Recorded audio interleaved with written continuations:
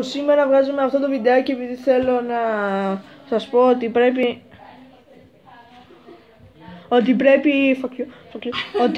να μου πείτε τι παιχνίδια θέλετε να παίξω, ή το Black Ops 3 ή το PES το 16 ή το Mortal Kombat X. Αυτά τα τρία στο PS4. Και από εδώ και πέρα μπορεί και να κάνω unboxing videos.